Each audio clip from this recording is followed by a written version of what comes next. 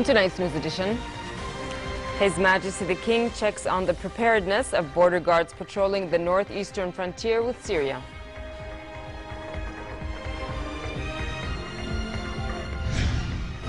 Millions of Muslim pilgrims congregate at Mount Arafat outside Mecca as the annual Hajj reaches its climax.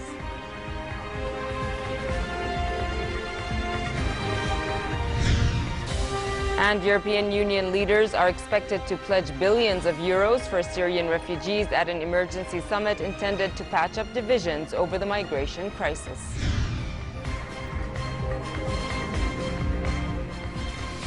Good evening and welcome to the news at 10.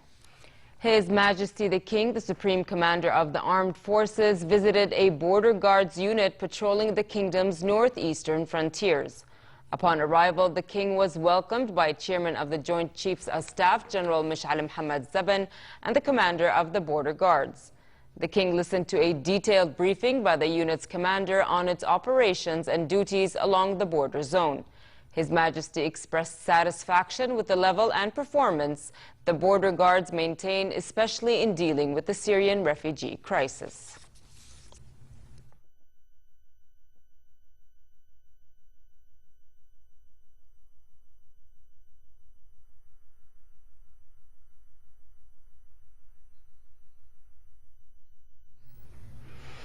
The head of the Jerusalem Waqf Department, Sheikh Azzam al-Khatib, blamed violence and tension in Al-Aqsa Mosque on the repeating storming of the holy site by extremist Jews and police. He also cited Israel's scheme to divide the holy mosque and deny Muslims access into the compound. Khatib was responding to Israeli Prime Minister Benjamin Netanyahu, who accused the Waqf of allowing worshippers to confront the ultra-Orthodox Jews. Amid the tensions, hundreds of Palestinians held a funeral for a woman who was killed by Israeli soldiers at an Israeli checkpoint in the occupied West Bank city of Hebron. The Israeli military alleged troops shot the 19-year-old Palestinian student Hadil al-Hashlamon as she allegedly tried to stab a soldier. But an eyewitness who was at the scene said the soldiers shot her in cold blood. The military authorities said travel between the West Bank, the Gaza Strip and Israel would be limited until the end of the Jewish holiday of Yom Kippur at midnight tonight. Millions of Muslim pilgrims congregated at Mount Arafat outside Mecca as the annual Hajj reached its climax. Many of the faithful prayed for peace in the Middle East countries ravaged by war and chaos. Hajj is a duty for all Muslims at least once in their lives if they can afford it. For many of the faith's adherents, it represents a moment of supreme spiritual worth that was reflected in the joy expressed at Arafat. The rocky areas of Arafat, Mina and Muzdalifah, a few kilometers east of Mecca, are the main sites of Hajj and are the location of rituals laid out by Prophet Muhammad. The pilgrimage culminates with tomorrow's Eid al-Adha holiday. As early as last night, thousands of pilgrims left the Hajj camp at Mina and started climbing the low rocky Mount Arafat, where they will remain until sunset today. At Arafat, some 10 million pilgrims packed shoulder to shoulder for an emotional day of repentance and supplication. In the extreme summer heat, many pilgrims clutched bottles of water or held umbrellas over their heads as they stood at Arafat. A new youth center opened at the Syrian refugee camp of Zaatri with support from the UN Fund for Population Activities. The facility offers services to youth projects and programs in the camp in northern Jordan, which is home to over 130,000 displaced Syrians. Daniel Baker, Regional Humanitarian Coordinator and Head of UN Population Fund Jordan Office, said international aid should be stepped up to Jordan to help it cope with the refugee crisis. The Syrian refugees in Jordan, we do lots of different programs. We have the young people's programs. We help with maternal health programs for delivering babies. We do reproductive health for things like family planning. We also work for gender-based violence and helping women who are faced with violence or who are in fear of violence. So we have a very wide range of programs, both in Zaatari and in host communities throughout Jordan, and we provide the same services for Jordanians outside of Zaatari. Russian Foreign Minister Sergei Lavrov said the United States is increasingly receptive towards Moscow's position on the conflict in Syria, but the assertion was quickly disputed by Washington. Lavrov referred to comments by U.S. Secretary of State John Kerry last week after military talks restarted between Washington and Moscow on Syria, where the war shows no sign of abating. Washington has said it is troubled by Moscow's backing of Syrian President Bashar al-Assad, who the United States has said should step aside to allow a political transition. Separately today, a Russian diplomatic source said that Moscow saw growing chances for an international deal on Syria. Amid Western concerns of Moscow's increasing arms supplies to the Syrian army, Russian and Turkish leaders met in the Kremlin to discuss the conflict. The Syrian Presidential Press Service said the two leaders will focus on Syria as Russia increases its military support for President Bashar al-Assad. During the meeting, Putin and Erdogan also discussed bilateral strategies and energy projects. The Turkish president said the two countries are planning to boost commodity turnover to the level of $100 billion in less than a decade. Troops loyal to Yemeni President Abd Rabbu Mansour Hadi clashed with Iran-backed Houthi rebels in the province of Ma'rib. Several thousand Gulf Arab troops have amassed in recent weeks to the province to provide tactical and military support to Hadi loyalists. The oil-producing province of Ma'rib has become a key battlefield between the Houthis and the Gulf Arab coalition since it forms a gateway to the Yemeni capital Sana'a.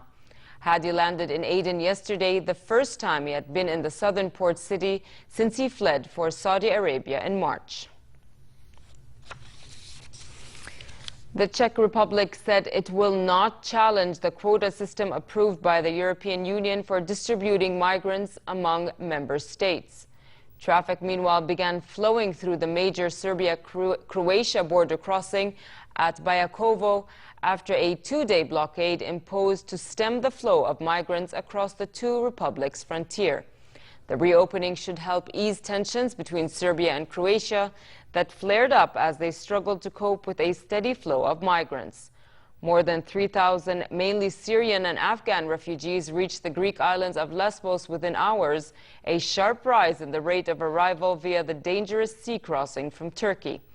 The migrants are transiting the region en route to northern and western Europe in the past week. Meanwhile, EU officials said European Union leaders could promise billions of euros in new funding for Syrian refugees. The leaders are holding an emergency summit today where they will also try to patch up bitter divisions over the migration crises. We have almost doubled the resources to tackle the refugee crisis from 4.6 billion to 9.5 billion euros. Today we are going even further. 100 million more, that's the proposal of the Commission, for emergency assistance for the most affected member states. 600 million more for the European agencies in 2016, 200 million more for the World Food Programme in 2015, 300 million more for humanitarian aid in 2016, and more funds to stabilize our immediate neighborhood, up to 1 billion for Turkey and 700 million for the former Republic of Macedonia. I hope that these proposals made by the Commission will be endorsed by the European Council. France agreed to sell 2 Mistral helicopter carriers to Egypt after their sale to Russia was cancelled in August and will not incur a financial loss in the transaction. Cairo sought to boost its military power in the face of a 2-year insurgency based across the Suez Canal in the Sinai Peninsula and fears the conflict in neighboring Libya could spill over. An Egyptian delegation had been in Paris over the last few days to negotiate the price. A diplomatic source said Cairo wanted to base one ship in the Mediterranean and another in the Red Sea, making it available for future operations in Yemen, where Egypt is part of a Saudi-led coalition fighting Houthi rebels. Pope Francis urged the United States to help tackle climate change and called on Americans to build a truly tolerant and inclusive society. The pontiff struck a political tone on his first visit to the United States. In a speech on the White House lawn, the Pope lauded President Barack Obama's efforts to reduce air pollution. Francis has made the environment one of his top issues by issuing a landmark encyclical letter. Apart from the environment, Francis touched on several issues on the U.S. political agenda, such as immigration, inequality, and religious freedom. In an era of renowned radical tensions in the country, he invoked America's best-known civil rights leader, the late Reverend Martin Luther King, to make points about the environment and equality. As Washington streets were closed and federal workers stayed home, about 15,000 people gathered in bright sunshine on the South Lawn. They heard the 78-year-old Pope depart from his usual practice and give a speech in English. American Catholics are committed to building a society which is truly tolerant and inclusive, to safeguarding the rights of individuals and communities, and to rejecting every form of injustice, discrimination. Greece's new cabinet of Prime Minister Alexis Tsipras was sworn in, bringing in new faces. The re-elected Prime Minister is seeking continuity in pushing through economic reforms under the watchful eye of international leaders. Tsipras appointed 2 bailout negotiators to head his economic team, reappointing Euclid Tsakalotos as finance minister and naming George Choulirakis as deputy finance minister. Both need to steer through reforms ranging from changes to the pension and labor systems to overseeing the recapitalization of banks and discussions of debt relief for the country. Tsipras entrenched his position as Greece's dominant political figure by sweeping to victory in national elections. He has teamed up with the right-winged Independent Greeks Party, giving the government a slim majority in the parliament.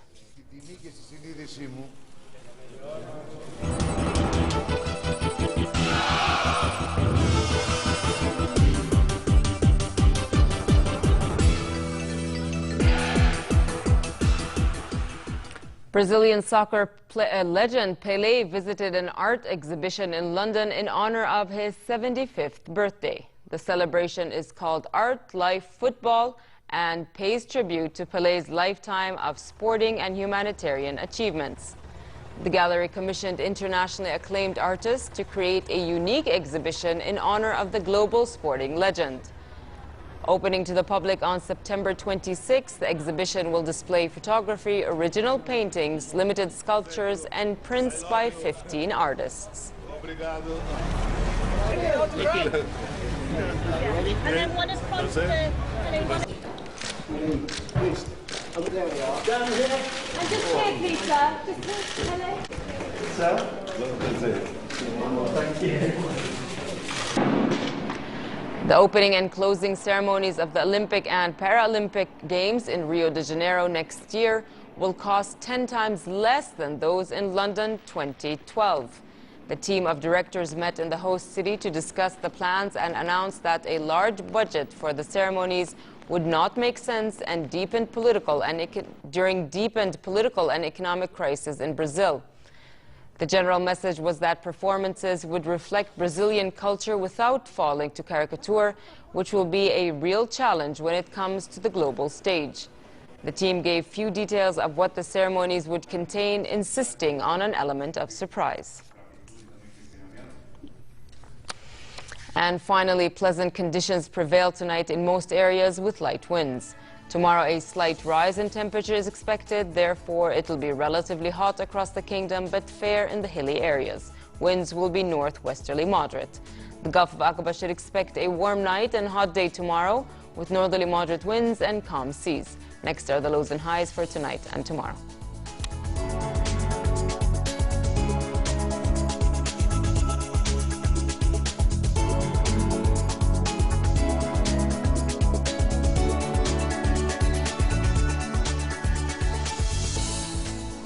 To end the news, here's a reminder of our top stories. His Majesty the King checks on the preparedness of border guards patrolling the northeastern frontiers with Syria.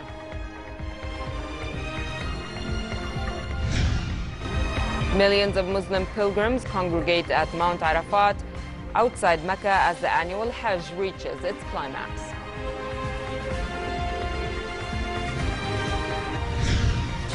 European Union leaders are expected to pledge billions of euros for Syrian refugees at an emergency summit intended to patch up divisions over the migration crisis.